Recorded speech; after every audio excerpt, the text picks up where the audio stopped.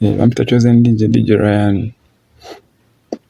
Nkoze video eno kyemanya amwe egenda banyiza amwe egenda basanyusa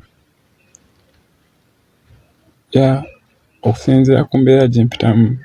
Nkoze buli kimu baganda bange kiganye, mpanze buli kimu kikoze kiganye. Atukadde ekiseera nimpanga buli kimu kintamye mu bulamu buntamye nobwoba nejje mu bulamu bw'ensi eno. Mpitamu bingi ngezaako okuyiyayiya ng'omuntu ne buli kimu nekigaana.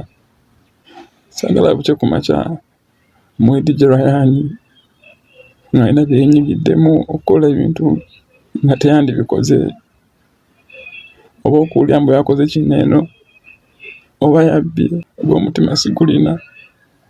Kyewuunyisa omuntu nga nze okuvaayo ne nkola vidiyo bw'eti. Nze omusajja abadde yeekolerera, omusajja abadde yeenumiza kasente nga nze kennyini nkanoonya naye tenkanya at least ngiye nga ndabula mu butambula kuba nga nsobola okuvaayo ne nzira n'okuwasaba obuyambi. Buli obulamu buganye nasobola okunyamba ngende oba Dubai nnoonye sente nkole naye ng'embeera eganye saawa nasobola okunyamba mbeegayirira.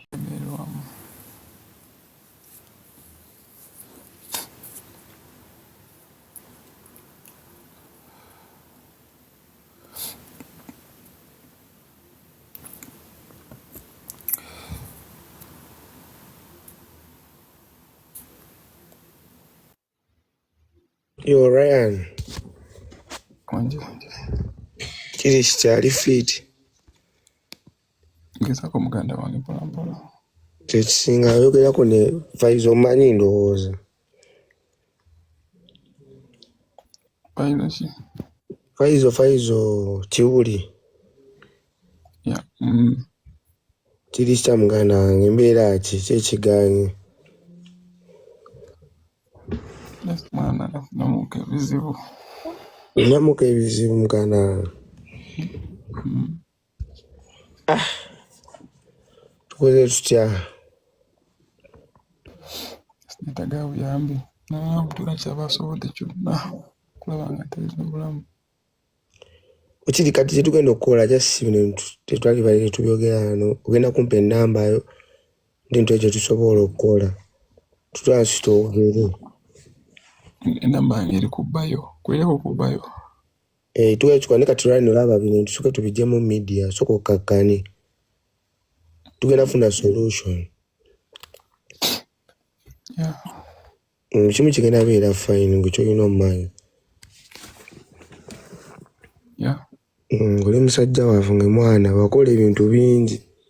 So ate kulana oli mu bino bintu muganda wange. Kitegeera. Kati tugala kitugenda okukola nze ne mukadde ngenda kwogera naye.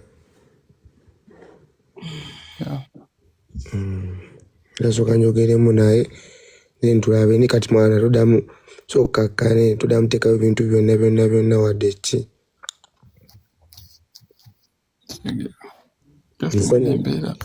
Nkitegeera Ryan, nkitegeera buli kimu kyoyogera naye essanyu ly'abantu abamu ku bo. Kitegeera olaba ovaayo n'oyogera kiba kitegeeza bya ddala.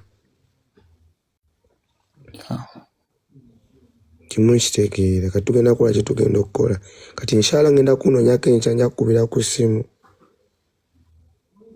Kya muganda wange. Kyo kye tugenda okukola mwana.